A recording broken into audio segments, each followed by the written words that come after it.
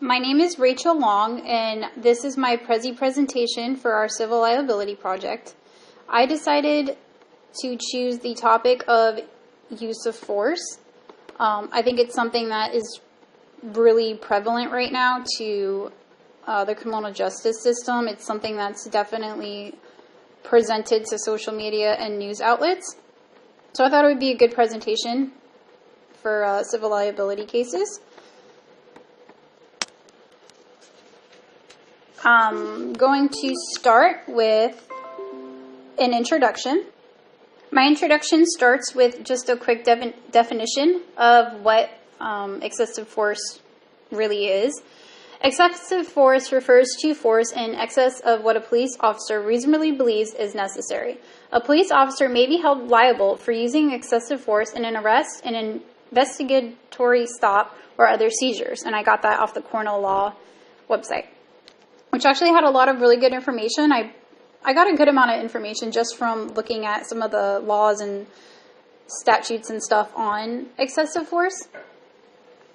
I also have here another fact. On average, every year, 43 million citizens come in contact with police. Of those, 1.5% are threatened by excessive force. Under my introduction, I have the branch of types of resistance. The definition is the refusal to accept or comply with something, the attempt to prevent something by action or argument. And the two main types are verbal and non-compliance. Verbal are insults, cursing, threats, things like, I'm going to kill you, don't make me shoot you, if you don't let me go, I'm going to hurt you. Those can be, I think, interchanged between officer and the suspect, because I feel like they come from both sides, where cursing and threats. I actually had a conversation with somebody because I was watching a show, and the officer was cursing at the suspect and kind of degrading him, and I didn't think that was right either. Even though the person had just committed a crime, you're not convicted yet, you shouldn't really be treated that sort of way, I believe. Non-compliance is the second. That's more physical usually, or something that creates some contact, I believe, most of the time. Or even though avoidance is really the whole goal with non-compliance on the suspect's part.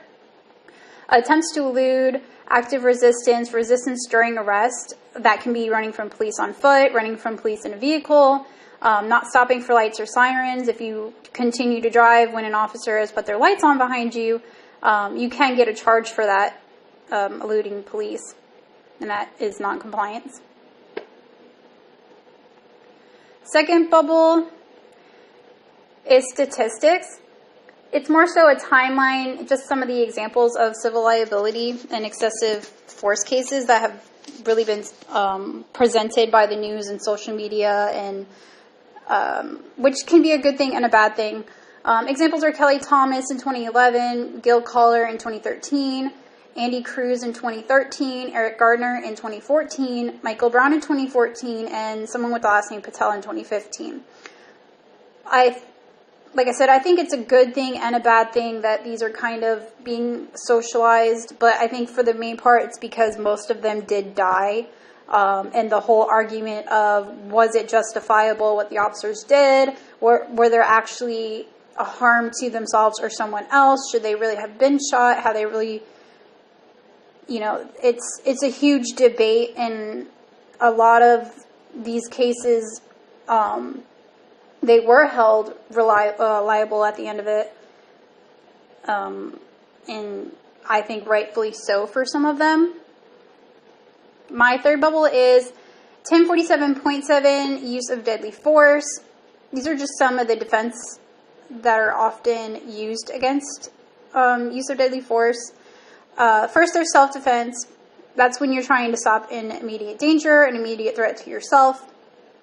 Florida has a stand your ground law. If someone's on your property and the force is necessary, then you can use deadly force. But to a point, I think that they more so want to see that you tried to get away and that you couldn't, or, you know, someone was going to hurt you first so that you hurt them before that could happen. Serious offenses against persons. This is more so if you're trying to prevent the danger of a dangerous threat against someone else, and you stepping in and stopping that would create some sort of like, you would basically be stopping someone else from getting hurt. If someone were fighting one of your friends with a knife and then you went and shot that person before they could stab your friend, that would be serious offenses against another person, and you could have potentially prevented the death of your friend. Nuclear weapons or nuclear explosive devices.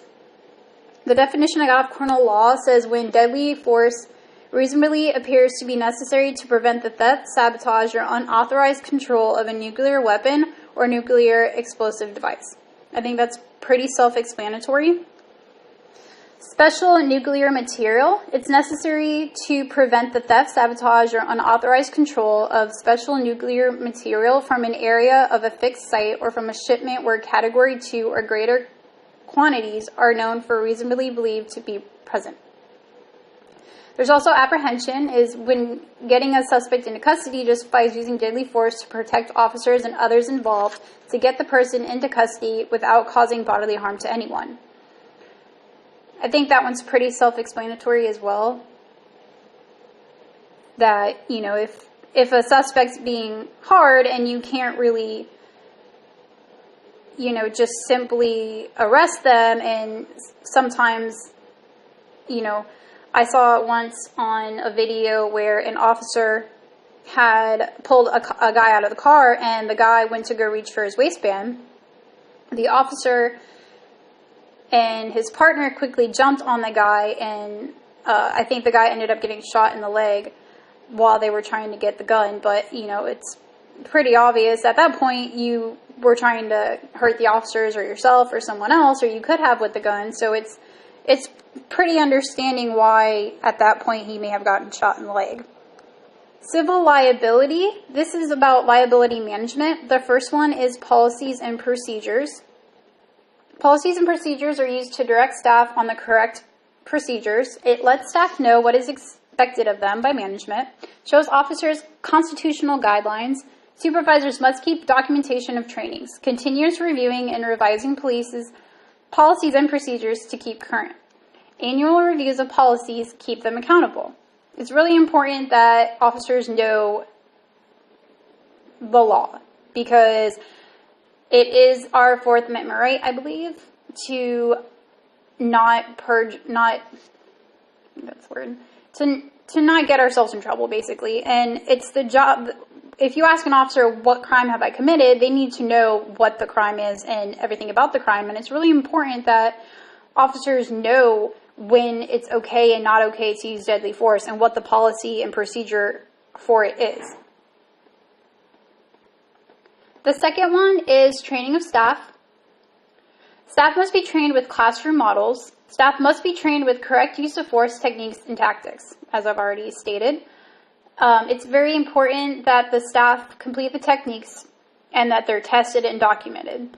That way, you know, there's certain things that you really shouldn't be taught on paper, and definitely classroom model is definitely important in that case.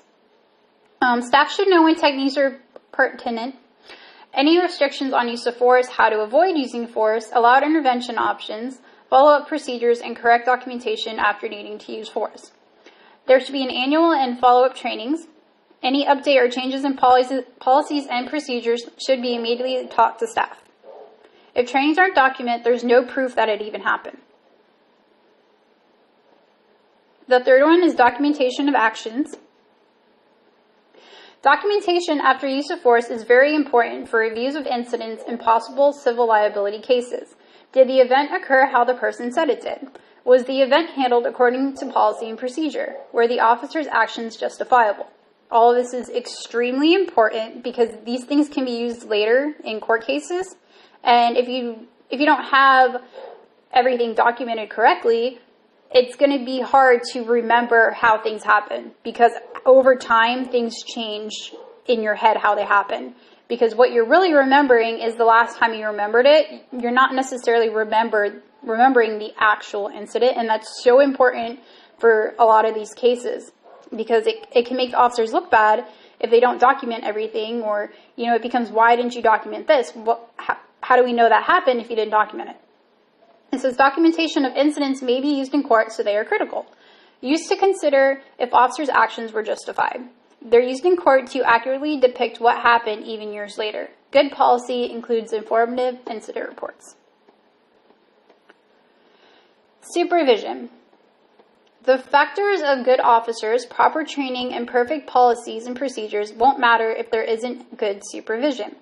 Effective supervision keeps others accountable for their actions. If after review it's determined that an official is having problems with procedures, it's important their supervisors get them back on the right track. Any corrective action should be documented by supervisors. As previously discussed, documentation is important in all civil liability issues. If an officer did something wrong, were their supervisors advised and was the situation corrected? It's extremely important, I believe, for supervision, and that's really in any job that you have, because how are you going to know you did something wrong if someone doesn't tell you that you did something wrong? And it should always be more so in a positive light to make that officer or that person better rather than disciplining them, because people are human. Police officers do make human error mistakes, but there should definitely be someone there to, you know, rehabilitate whatever issue they have going on and whatever sort of actions are making them act out or not do their job correctly.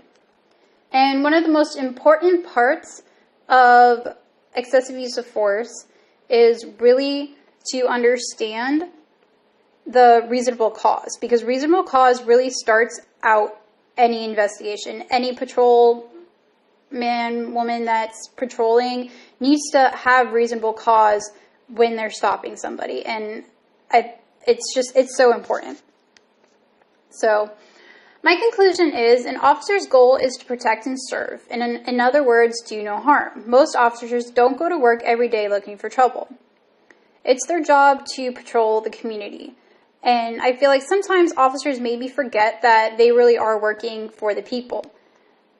And it's really important to try and avoid using excessive force when, you know, unless absolutely necessary. It's something that you really should, it should be a last resort thing, unless someone's, you know, obviously has an intent to hurt you. It really should be the last resort. Use of force is a last option in most policies and procedures. The less violence involved in a situation is not only better for the suspect, but also the officer and any other civilians involved.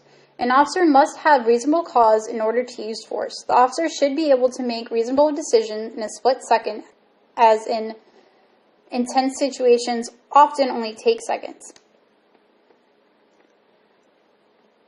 I also cited some things on my Prezi, like the Law Corel, and some of the Prezi presentations that I did have a chance to look at. So I hope you enjoyed this video and my presentation. Have a good night.